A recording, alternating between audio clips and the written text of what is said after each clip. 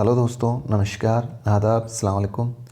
मंजिल academy YouTube channel पे एक बार फिर से आप सभी का स्वागत है, वेलकम है, खैर मकदम करता हूँ आप सभी का। मंजिल एकेडमी यूट्यूब चैनल आपकी जो मंजिल है, चाहे रीट एग्ज़ाम हो, चाहे सीटेट एग्ज़ाम हो, चाहे किसी भी स्टेट का टेट एग्ज़ाम हो, उसकी मंजिल तक पहुँचाने के लिए हम लगातार प्रयासरत हैं और बिल्कुल बेसिक से, बिल्कुल शून्य से आपको आपकी मंजिल तक पहुँचाने के लिए बिल्कुल शून्य से हमने हमारा पाठ्यक्रम शुरू किया था, जो कि काफ़ी हद तक पूरा हो चुका है। अगर आप चैनल को पहली बार देख रहे हैं तो जिस कंटेंट को आप पढ़ना चाहते हैं, हमारे चैनल पे प्लेलिस्ट बनी हुई है, उसके अकॉर्डिंग आप आराम से यूनिट बाय यूनिट पढ़ सकते हैं। और अगर आप चैनल पर नए हैं तो आपकी जानकारी के लिए बता दूं दोस्तों, ये अभी जो हमारी क्लासेस चल रही है, ये रीट के स्पेशल रीट के लिए जो कक्षा 8 की माध्यमिक शिक्षा बोर्ड की जो बुक है उर्दू की, उसके लेसन हम पढ़ रहे हैं। और इससे पहले हमने ये चैप्टर पढ़ लिए दोस्तों, हमारा वतन दिल से प्यारा वतन, कपड़ों की दावत, लोकगीत, सब्र का फल, एम एस सुब्बलक्ष्मी, गारू, जुगनू। और इसके साथ में दोस्तों वो सुबह कब भी तो आएगी, और बीरबल की हाजिर जवाबी, और बुढ़िया और चिड़िया की कहानी, मिर्चनामा, झूठे की कहानी, एक लड़की का गीत। यहाँ तक दोस्तों ये हम सब ने इससे पहले पढ़ लिया है। अगर आप नए हैं तो यहाँ हमारे प्लेलिस्ट में कक्षा 8 उर्दू के नाम से प्लेलिस्ट बनी हुई है, उसमें जाकर ये सारे लेक्चर देख सकते हैं आराम से। दोस्तों मैं इम्पोर्टेंटली बहुत ज़िम्मेदारी के साथ आपको बोल रहा हूँ, ये चैप्टर हम सिर्फ थ्योरी के बेस पे नहीं पढ़ा रहा हूँ मैं, इसको थ्योरी के साथ में हम ग्रामेटिकल पोर्शन भी कंप्लीट कर रहे हैं। तो बहुत इंपॉर्टेंट है, चाहे लेवल फर्स्ट हो चाहे लेवल सेकंड हो, दोनों के लिए, ठीक है।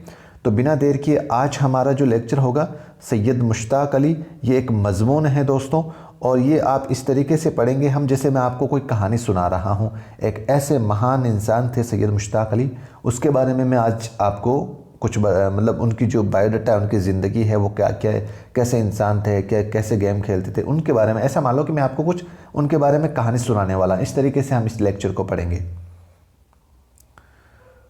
तो ये जो लेक्चर है वो है, उसका नाम है सैयद मुश्ताक अली। सैयद मुश्ताक अली आपने नाम सुना होगा दोस्तों। अभी जस्ट शायद चल ही रही होगी वो, या अभी 2-4 दिन पहले एक टूर्नामेंट चला था जिसमें बहुत ही कम गेंदों में एक अजरुद्दीन कुछ ऐसा नाम था, वो प्लेयर ने शतक भी मारा था, जो कि इसी टूर्नामेंट का था, सैयद मुश्ताक अली। अभी भी इनके नाम पे इंडियन क्रिकेट की दुनिया में एक टूर्नामेंट होता है, बहुत बेहतरीन टूर्नामेंट होता है, जिसमें ए ग्रेड के खिलाड़ी या बी ग्रेड के खिलाड़ी, जो अपने इंडिया टीम के अंदर जो आप IPL खेलते हैं या जो भी टीम से बाहर चल रहे हैं, वो सब इसमें खेलते हैं। तो दोस्तों पढ़ते हैं। एक बार क्या हुआ, जैसे मान लो कि इनके बारे में मैं कुछ इस तरीके से बताऊंगा कि आपके दिमाग में वो फिट बैठ जाए।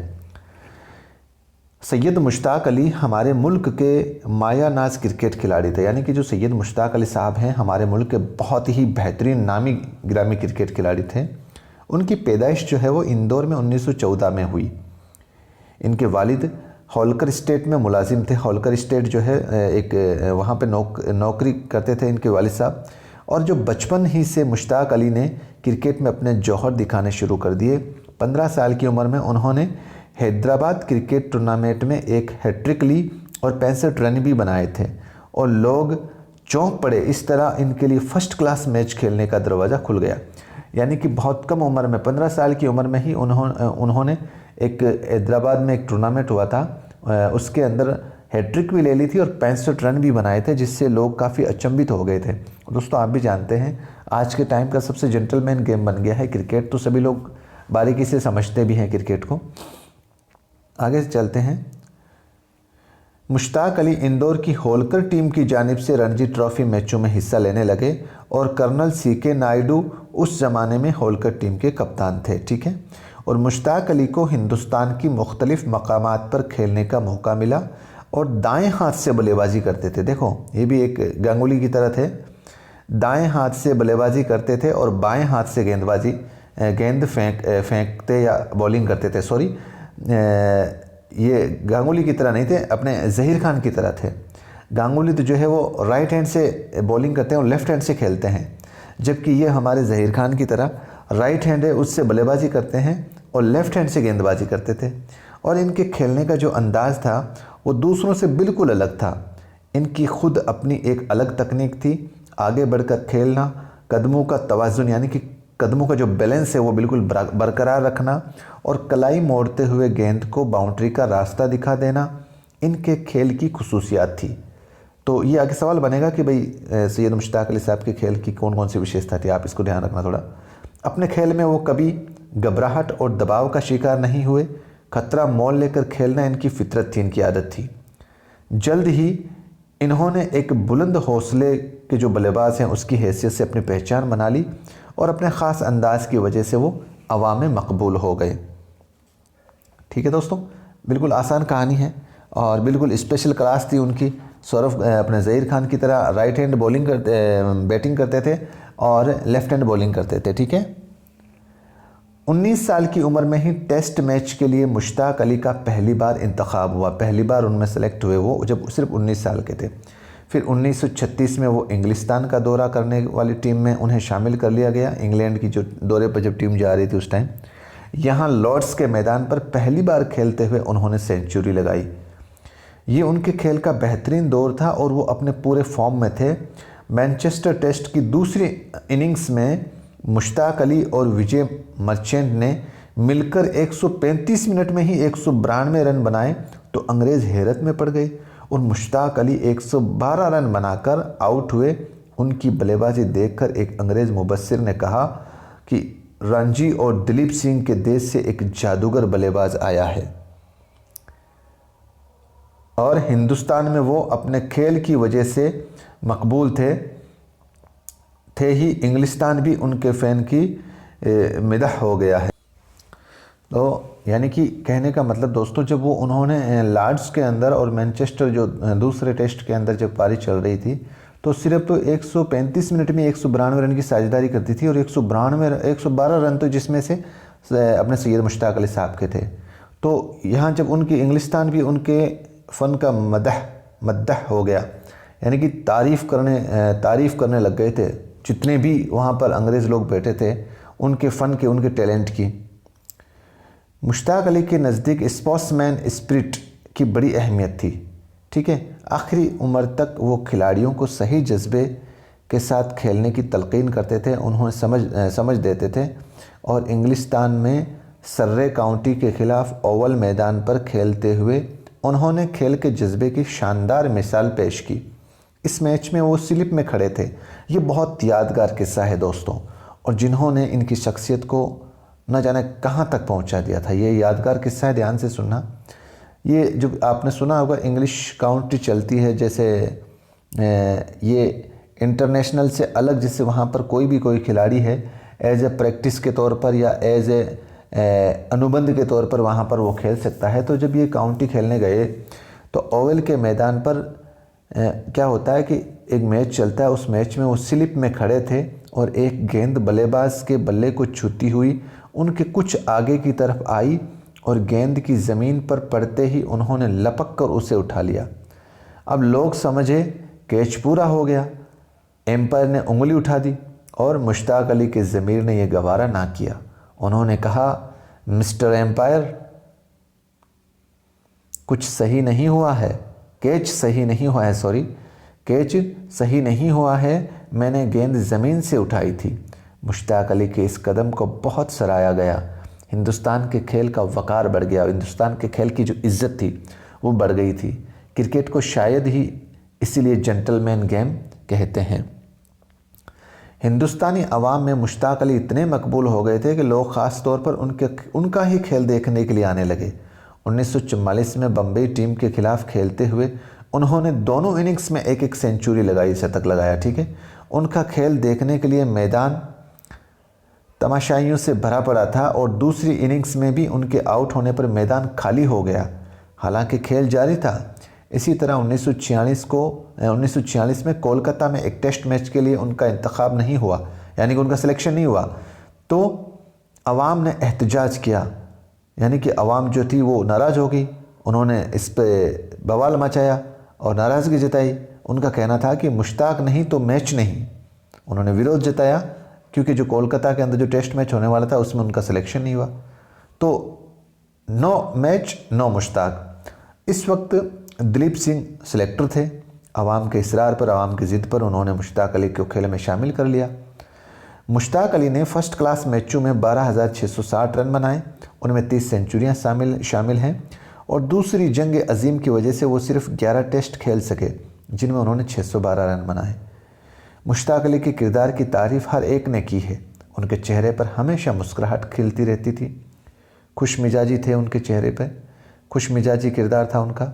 और एक खूबी थी कि वो हर एक से खुलूस से मिलते थे और बेहतरीन लिबास पहनते, मुख्तलिफ़ किस्म के जूते पहनते थे, पहनने का उन्हें बड़ा शौक़ था। लंबे कदर, खूबसूरत और पुरकशिश शख्सियत के मालिक थे वो, और शाइस्ता, साफ़ गो और वज़ेदार और सच्चे इंसान थे। और मतलब अपने कारनामों पर उन्हें नाज था मगर मगरूर नहीं था। दोस्तों यहाँ पर वज़ेदार का मतलब होता है अपने ही तौर तरीक़ों का पाबंद रहने वाला, अपने ही तौर तरीक़ों का पाबंद रहने वाला सच्चे इंसान थे वो। अपनी ही लाइफ स्टाइल जीना चाहते थे, अपनी ही दुनिया में मस्त रहते थे। उनको अपने कारनामों पर बिल्कुल नाज था उनको, लेकिन एहसान उसको घमंड नहीं था उनको। अवाम के इस चहीते खिलाड़ी ने हमेशा लोगों की खुशी और दिलचस्पी का ख्याल रखा। सच तो यह है कि क्रिकेट के खेल को अवाम के करीब लाने में उन्होंने एक नुमायाँ किरदार अदा किया। इनकी खिदमात के सिलसिले में हुकूमत हिंद ने, भारत सरकार ने उनको 1964 में पद्मश्री का एजाज़ पेश किया। पद्मश्री से वो नवाजे गए और मेलबर्न क्रिकेट क्लब ने उन्हें हयाती रुकन बनाया। यानी कि जो मेलबर्न क्रिकेट है उन्होंने अपनी इस क्रिकेट का अहम हिस्सा बनाया उन्होंने, और इन्हें विजडन अवार्ड और CK नायडू अवार्ड दिया गया। और 2006 में इस अजीम खिलाड़ी का इंतकाल हो गया। तो दोस्तों ये थे सैयद मुश्ताक अली साहब, बहुत अजीम शख्सियत थी। अल्लाह ताला उनको जन्नत नसीब फरमाए, और बहुत ही मतलब अपने हिंदुस्तान का नाम रोशन किया था क्रिकेट के बेस पर। बढ़ते हैं दोस्तों, माने याद करना है, मायाए नाज जिस पर नाज किया जाए, जिस पर जो फ़ख्र के काबिल हो। यानी कि बिल्कुल ये तो खुशी है, हमें आज गर्व है कि हम उन पर नाज इसलिए करते हैं कि उन्होंने हिंदुस्तान का नेतृत्व किया, हिंदुस्तान की तरफ से मतलब इंटरनेशनल लेवल पर हिंदुस्तान की पहचान बनाई, इसलिए हम उन पर नाज करते हैं। दरवाज़ा खुल गया, यानी कि मुराद मौका मिलने लगा। जब वो अच्छा खेल रहे थे तो सेलेक्टर की नज़रों में आ गए। ठीक है, मद्दाह यानी कि मिदह मतलब होता है यानी तारीफ़ करने वाला। ठीक है, तो यहाँ पर जो इंग्लिस्तान, जो अंग्रेज़ के लोग थे, उनके टैलेंट को देखकर तारीफ़ करने लगे थे। उंगली उठाई का मतलब मुराद आउट होने का इशारा किया। एम्पायर ने जब उन्होंने कैच लिया था तो आउट होने का इशारा किया था। और वज़ेदार का मतलब होता है वज़े का पाबंद, यानी कि अपने तौर तरीके पर कायम रहने वाला। ठीक है, और पुरकशिश मतलब अपनी तरफ खींचने वाला, खूबसूरत, बहुत खूबसूरत।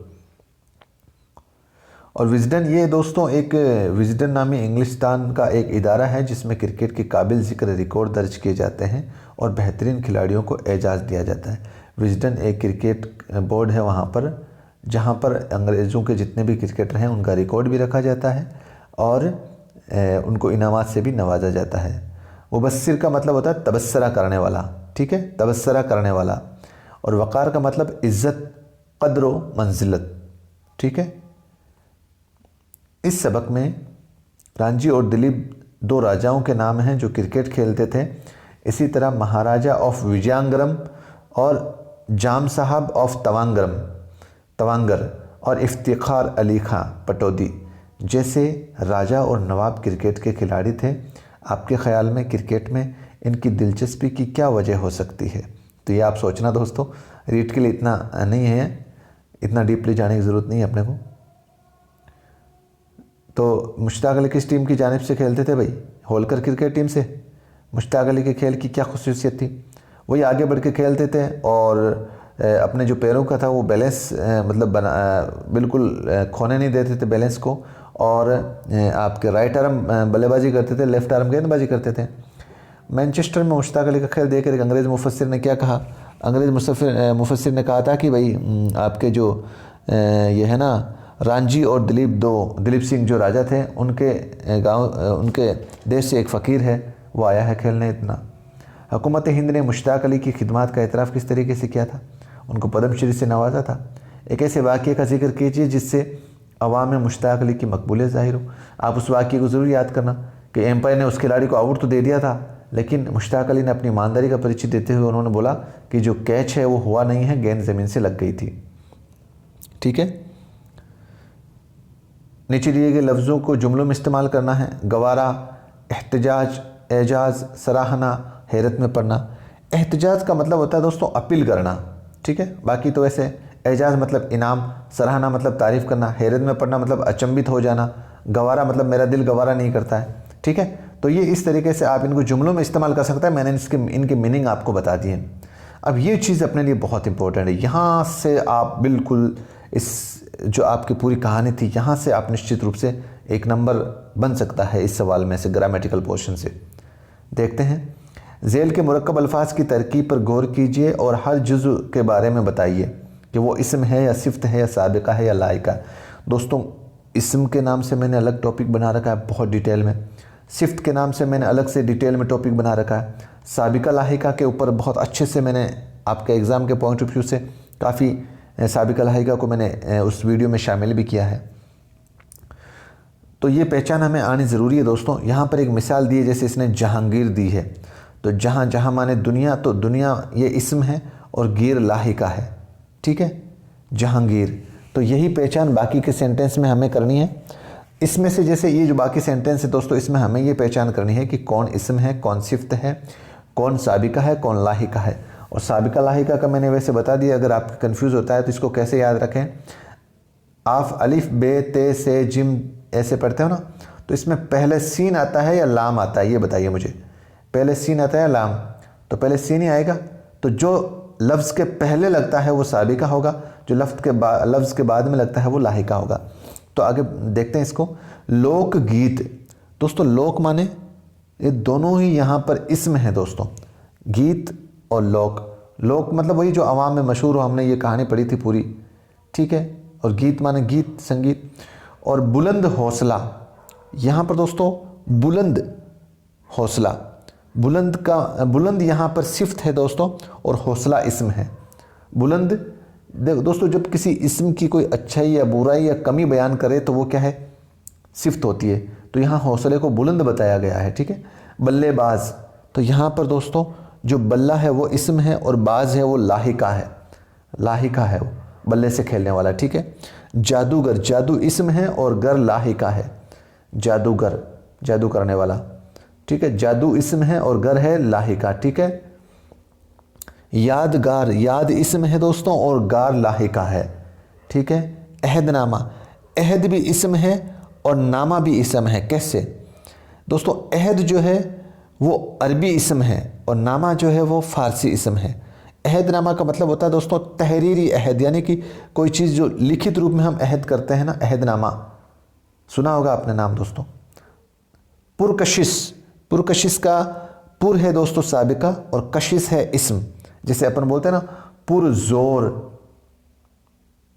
पुरजोर, जैसे पुरकशिश का माना हमने पढ़ा था अपनी तरफ खींचने वाला या खूबसूरत। तो इसी तरीके से पुरकशिश के अंदर पुर जो है वो साबिका है और कशिश के अंदर लाहिका है। तो दोस्तों ये था आज आपके बहुत ही अच्छा एक मज़मून था, अपने को गौरवान्वित करने वाला मज़मून था। सैयद मुश्ताक अली साहब का एक जो चैप्टर था अपने इस सिलेबस में, उसको अच्छे से पढ़ा हमने। कैसा लगा ये आज का चैप्टर, कमेंट बॉक्स में कमेंट ज़रूर करें। और आप इस जो सीरीज़ चल रही है इससे संबंधित अगर कोई सुझाव देना चाहते हैं तो मेहरबानी करके ज़रूर सुझाव दें, कोई कीमती सुझाव दें अपना। आप कुछ इम्प्रूवमेंट चाहते हैं तो वो भी दें ज़रूर। इंशाल्लाह जहाँ तक कोशिश होगी अपन अच्छा करेंगे। दोस्तों एग्ज़ाम के पॉइंट ऑफ व्यू से अच्छा करना है हमें, सिर्फ अपने व्यूज़ नहीं बढ़ाने हैं। स्पेशल जो ये सीरीज़ मैंने शुरू की है, जो पढ़ने वाले बच्चे हैं, मैंने कभी फ़िक्र भी नहीं किया है कि मेरे इतने व्यूज़ कम क्यों आते हैं, मेरे इतने लाइक कम क्यों आते हैं।